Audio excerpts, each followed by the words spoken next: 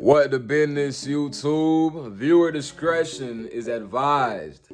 This video is strictly educational and informative. Perform at your own risks. With that being said, episode 51. My name's Jay Florida, and today's career of discussion is a mercenary. So, what is a mercenary? A mercenary is an individual hired to fight in a conflict who is not a member of a regular national military. Now, to give you a piece of history, mercenaries were used in ancient China during the Warring States period and as early as the 4th century BC. By the 11th to 14th century, the Mediterranean was filled with mercenary groups such as the Normans, the Catalans, and Turks, serving as specialized cavalry. The golden age for mercenaries was during the 15th century, and modern-day mercenaries operate in conflict zones like Iraq and protect international shipping from pirates. A few basic requirements to becoming a mercenary include obtaining combat skills, proficiency in specialized roles such as sniper, pilot, or medic, honorable discharge from the military, researching PMC firms, and joining the French Foreign Legion, which is typically the quickest way to onboard yourself within this career. All of this can take you anywhere from 4 to 10 years of military or combat experience and shouldn't cost you a dime. As far as your range as an entry-level mercenary, you can expect to make $40,000 to $80,000, with a few things affecting how much you take home being military background, the danger level of the occupied area, security clearances, and employment, such as working for governments or private corporations. A day in life as a mercenary can be described as patrolling perimeters, 12 to 16-hour shifts, on-call availability, responding to emergencies, escorting clients through high-risk territories, and months spent far away from family. As far as opportunity, becoming a mercenary does require a sort of combative prowess with a large emphasis on military or law enforcement background.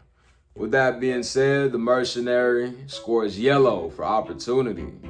And as far as examples, we are actually short of a list for this video, but if you're wanting some more information on what it's like being a mercenary or even how to become a mercenary, the best you could do is have a conversation with someone that has an extensive military background, since the two are pretty much related.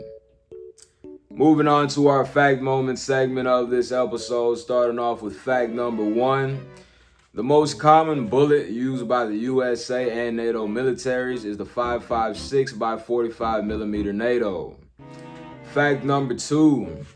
In recent years, global conflicts have resulted in over 230,000 direct violent deaths annually.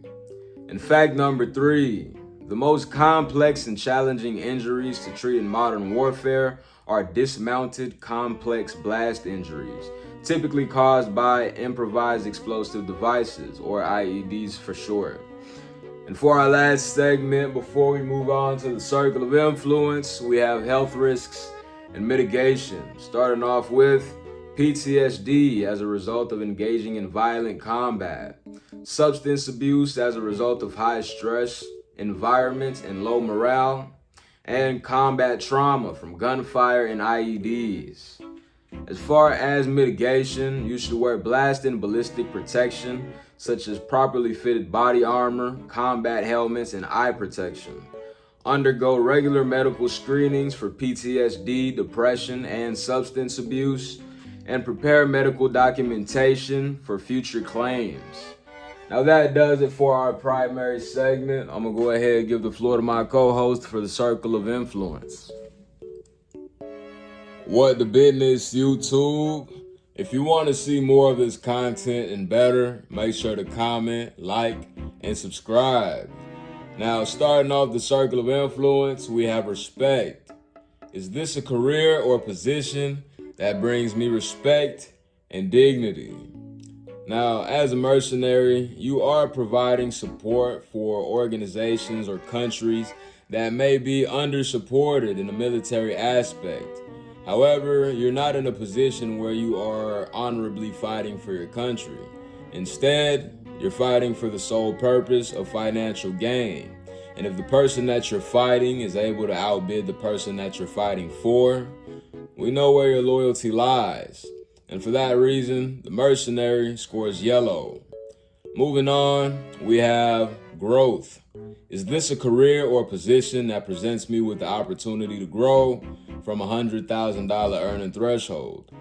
Now for this segment, the mercenary scores yellow, with sources online citing that the mercenary has the potential to make as much as $350,000 in a single year, averaging anywhere from $300 to $1,500 a day. Next we have gore. Is this a career or position that will have me dealing with an abundance of blood, violent action, grotesque imagery, or scenery?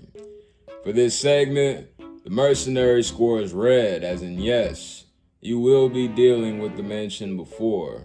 As a mercenary, one of your core responsibilities is to directly engage in combat. And for our last ideological standpoint, we have moral conflict.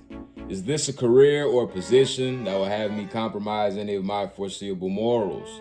Don't lie, don't cheat, don't steal, don't kill.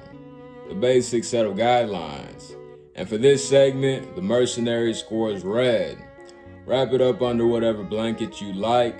Taking a life is still taking a life. And unless you are a sociopath, completely devoid of human emotion, most people will suffer some sort of psychological burden in this career. Moving on to the statistical side of things, we have gender demographics, where men make up 80% of the industry and women make up 20% of the industry.